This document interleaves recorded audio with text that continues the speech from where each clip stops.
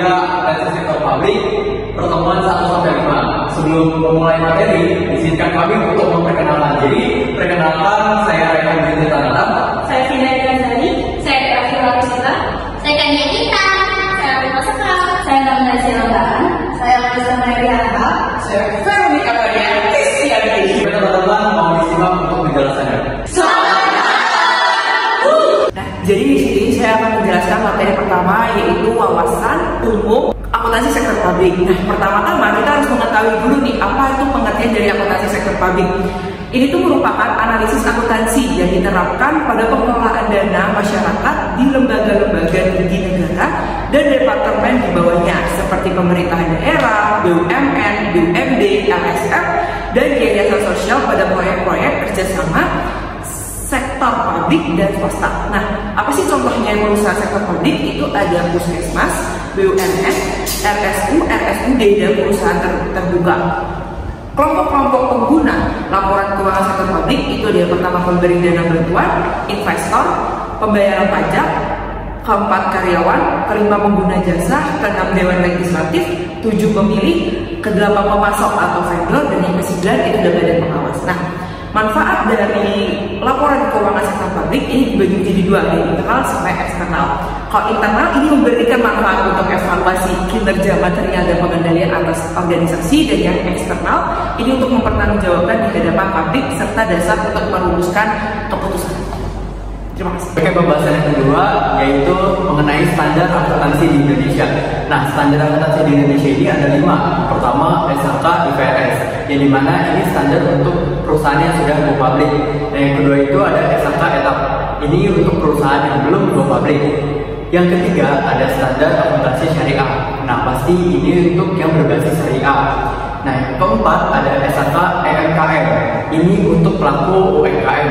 Yang kelima itu ada SAP, ini untuk pemerintah. Perbedaan sektor publik dengan sektor swasta. Di sini ada beberapa perbedaan.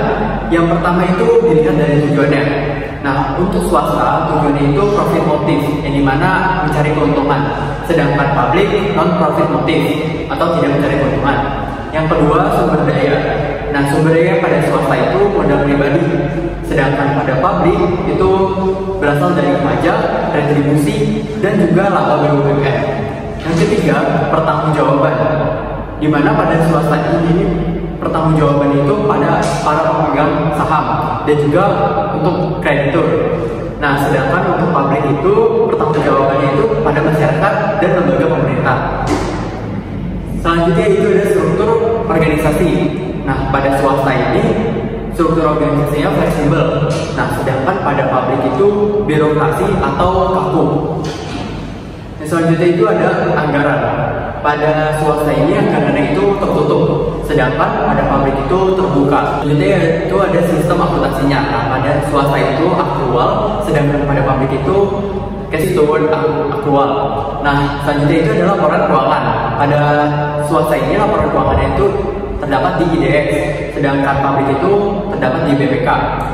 Nah, selanjutnya itu ada standar. Pada swasta menggunakan standar akuntansi keuangan. Nah, pada publik itu menggunakan standar akuntansi pemerintah.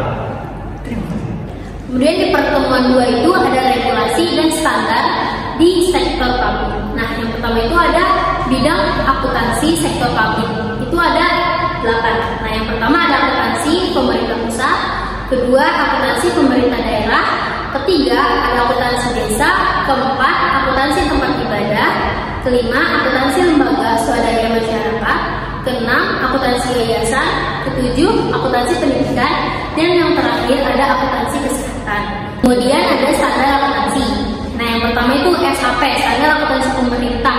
Dia itu internasionalnya menggunakan IPSAS. Nah, terus kemudian yang kedua ada standar akuntansi untuk nirlaba pemerintah dan swasta. Dia itu memakai IFRS, yaitu PSAK nomor 45. Nah, kemudian ada perbedaan standar akuntansi Indonesia dan internasional. Nah, yang pertama itu dalam segi laporan komponen. Dia itu di SAK-nya itu neraca, laporan laba rugi, dan laporan arus kas. Nah, sedangkan di IFRS yaitu laporan posisi keuangan dan laporan laba rugi. Nah, terus yang kedua di metode laporan administrasinya itu di SHK, jadi itu ada beberapa entitas menggunakan metode langsung, sedangkan di IPRS dia ini menggunakan metode tidak langsung dan langsung. Materi selanjutnya yaitu organisasi sektor publik sebagai entitas dalam akuntansi sektor publik. Organisasi sektor publik secara proses cenderung lebih bernuansa politis daripada organisasi bisnis, sehingga politik dan profesionalitas merupakan hal yang dibutuhkan pelaku di dalamnya. Perkembangan organisasi sektor publik mengalami pergeseran yang cukup signifikan yang disebabkan oleh adanya perbedaan sudut pandang politik, administrasi, publik, sosiologi, hukum, ekonomi, serta akuntansi. Di Indonesia sendiri, organisasi sektor publik merupakan organisasi yang menggunakan pendanaan dari masyarakat seperti pemerintah, partai politik, LSM, yayasan, sekolah, puskesmas, rumah sakit, dan tempat peribadatan. Karakteristik organisasi sektor publik. Yang pertama, terdapat tujuan memberikan kesejahteraan kepada masyarakat yang mengikuti kebutuhan dasar dan dasar berkaitan dengan jasmani maupun rohani. Yang kedua, terdapat aktivitas yang dilakukan berupa pelayanan publik, misalnya keamanan, penegakan hukum, pendidikan, transportasi publik, kesehatan, dan sejenisnya. Yang ketiga, terdapat sumber pembiayaan berasal dari dana masyarakat dalam bentuk pajak, retribusi laba, dan pendapatan lainnya yang tidak bertentangan dengan perundang-undangan. Yang keempat, terdapat pertanggungjawaban. Pertanggungjawaban diberikan kepada perwakilan masyarakat seperti DPR, DPD, DPRD, dan sejenisnya. Yang kelima, terdapat budaya organisasi, birokratis, formal, serta berjenjang. Yang keenam, terdapat penyusunan anggaran dilakukan dengan masyarakat untuk merencanakan program untuk mendapatkan input selanjutnya disahkan oleh wakil masyarakat di DPR, DPD, DPRD, dan lembaga sejenisnya. Dan yang terakhir, terdapat stakeholder, masyarakat Indonesia, kreditur, investor, hingga lembaga internasional. Selanjutnya, saya akan menjelaskan tentang hubungan keuangan negara dan daerah dengan akuntansi sektor publik. Nah, keuangan negara itu terdiri dari anggaran pendapatan belanja dan negara atau APBN dan anggaran pendapatan dan belanja daerah atau APBD. Nah, APBN itu adalah daftar yang memuat rincian berbagai sumber pendapatan negara dan jenis-jenis pengeluaran negara dalam satu tahun. Dalam APBN terdiri dari 3 laporan keuangan. Yang pertama itu adalah laporan keuangan pemerintah pusat atau yang disingkat dengan LKPP. LKPP ini merupakan laporan pertanggungjawaban atas pelaksanaan anggaran pendapatan dan belanja negara.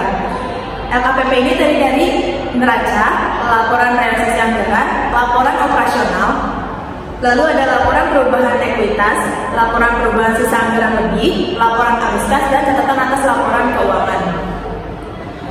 LKPP ini merupakan konsolidasi dari laporan keuangan kementerian atau lembaga.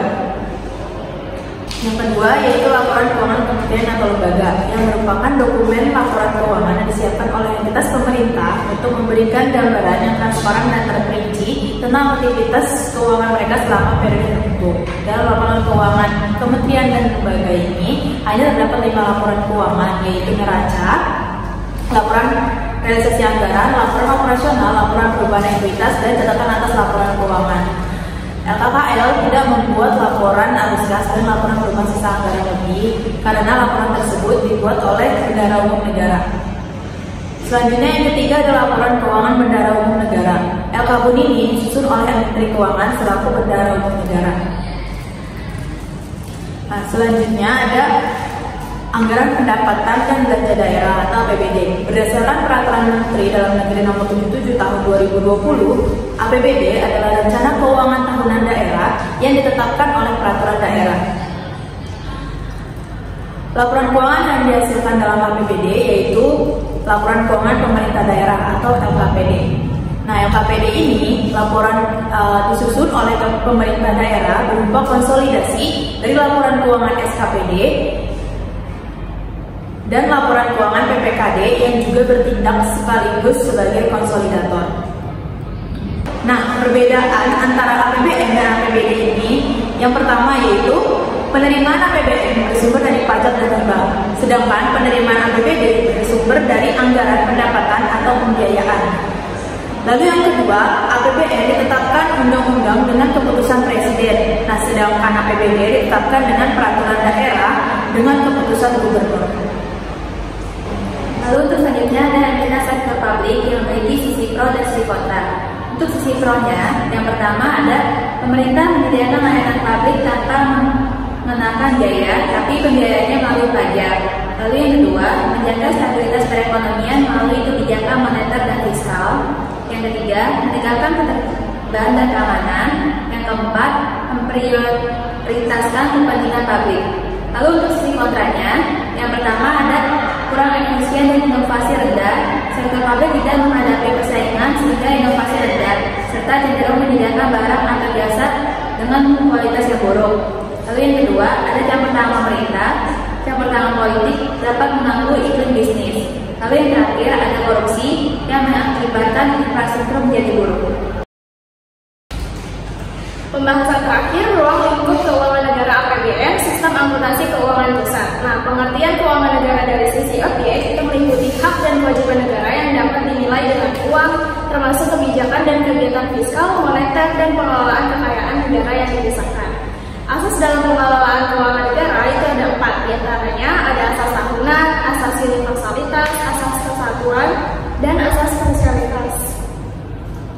Kekuasaan atas pengelolaan keuangan itu pertama ada presiden selaku pemegang kekuasaan pengelolaan keuangan negara, yang kedua ada menteri keuangan selaku pengelola fiskal, yang ketiga ada menteri atau pimpinan lembaga selaku pengguna anggaran atau barang negara, dan yang terakhir ada gubernur atau bupati.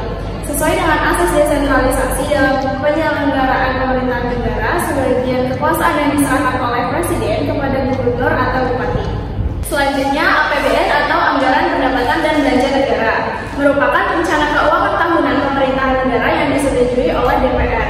Nah, belanja negara atau daerah itu harus dirinci dengan unit organisasi, fungsi, program, kegiatan, dan jenis belanja. Setiap pergeseran anggaran antar unit organisasi, kegiatan, ataupun jenis belanja itu harus dapat persetujuan oleh DPR. Belanja negara itu dapat mengalami peningkatan karena beberapa faktor seperti pertumbuhan ekonomi yang tinggi, kebijakan fiskal ekspansif, proyek-proyek infrastruktur besar, hingga peningkatan kebutuhan sosial seperti kesehatan dan pendidikan. Selanjutnya, bagaimana cara membuat laporan keuangan? Laporan keuangan membutuhkan standar akuntansi dan sistem akuntansi. Standar akuntansi adalah prinsip akuntansi yang diterapkan dalam menyusun dan menyajikan laporan keuangan pemerintah. Selanjutnya, sistem akuntansi adalah rangkaian sistematis dari prosedur penyelenggaraan untuk mewujudkan fungsi akuntansi sejak perkumpulan data. Selanjutnya ada sistem akuntansi pemerintahan pusat.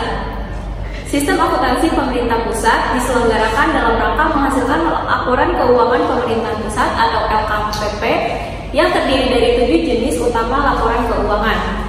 Tujuannya, yang pertama, menjaga aset pemerintah pusat dan instansinya.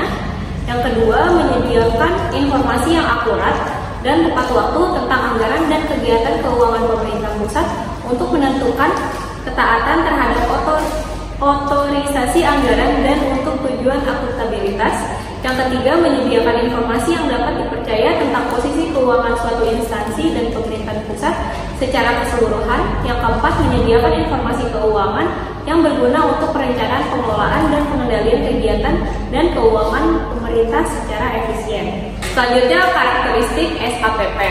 Yang pertama, basis akuntansi. A. Laporan keuangan pemerintah menggunakan basis akrual.